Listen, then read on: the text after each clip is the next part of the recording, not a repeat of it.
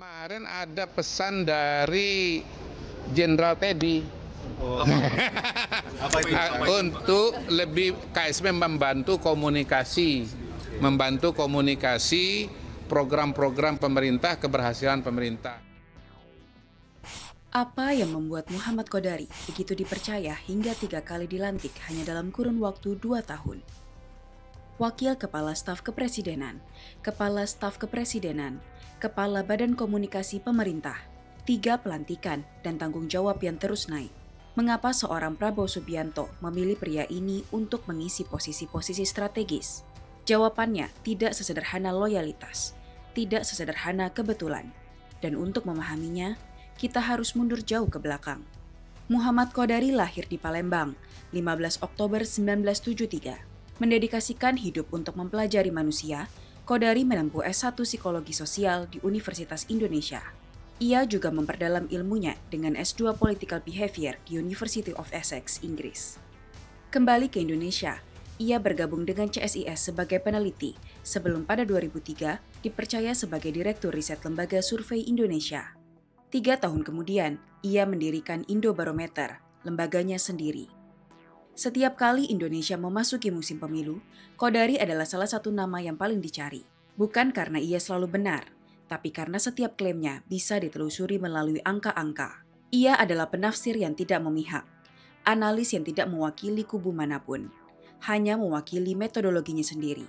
Reputasi itu bertahan hingga 2024. Januari 2024, atmosfer politik Indonesia sedang mendidih menjelang Pilpres. Qodari diundang tim kampanye daerah Prabowo Gibran di Jakarta untuk memaparkan data survei Pilpres wilayah DKI Jakarta. Presentasi biasa, tapi seseorang memotong videonya, membuang konteksnya, menambahkan caption provokatif. Hanya dalam hitungan jam, Qodari dicap sebagai aktor konspirasi kecurangan pemilu terbesar dalam sejarah Indonesia. Padahal, angka yang disebutkan adalah data DKI Jakarta, bukan nasional. Acaranya terbuka, tidak ada yang disembunyikan. Kesamaan angka antara survei lokal dan hasil nasional adalah kebetulan yang justru menunjukkan akurasi dalam metodologinya. Tuduhan tidak terbukti, ia berdiri tegak, tetapi sesuatu sudah berubah. Tembok yang dulu ia jaga dengan ketat antara pemerhati dan peserta kini terlihat lebih tipis dari sebelumnya. Ia hadir di acara kubu Prabowo, itu fakta yang tidak bisa dihapus. Ketika sukses menghantarkan Prabowo menang di Pilpres, lalu menerima undangan masuk ke istana, dunia pun mulai bertanya, sejak kapan sebenarnya Qodari sudah memilih? Oktober 2024, Wakil Kepala Staf Kepresidenan, pelantikan pertama. Kurang dari 1 tahun, ia naik menggantikan AM Putranto, pelantikan kedua. Tanggung jawab kian berlipat. Akses ke jantung keputusan negara semakin dekat. April 2026, Presiden Prabowo kembali melakukan reshuffle kabinet. Dan untuk ketiga kalinya dalam kurun waktu 2 tahun, nama Muhammad Qodari dipanggil. Kepala Badan Komunikasi Pemerintah. Bakom bukan sekedar divisi humas. Di era ini, informasi adalah senjata dan platform penyebarannya adalah medan perang. Di tengah keriuhan ini, seseorang harus berdiri di garis depan, memegang mikrofon, dan memastikan suara kepentingan nasional tidak kalah nyaring dari kebisingan di luar sana. Ujian pertama Qodari muncul 10 hari pasca pelantikan. Qodari menyebut sejumlah nama new media sebagai bagian dari mitra ekosistem komunikasi Bakom.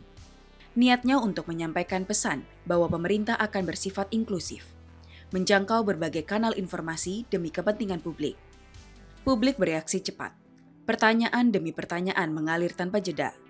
Apakah pemerintah sedang membangun jaringan media pendukung yang terselubung? Apakah ada kontrak atau arahan editorial? Siapa yang membayar siapa? Fakta yang kemudian terungkap jauh lebih sederhana, dan justru karena itu lebih memalukan. Daftar nama yang Qodari sebut itu bukan daftar resmi, tapi dokumen yang diserahkan Indonesia New Media Forum ke Bakom sehari sebelumnya. Belum diverifikasi, belum dikonfirmasi keanggotaannya. Nama-nama itu bukan anggota siapapun, tapi sudah terlanjur disebut dari mikrofon negara. Bakom klarifikasi, polemik mereda. Tapi bagi orang yang 2 dekade hidupnya dibangun di atas presisi data, keteledoran ini adalah catatan merah dalam perjalanan politiknya.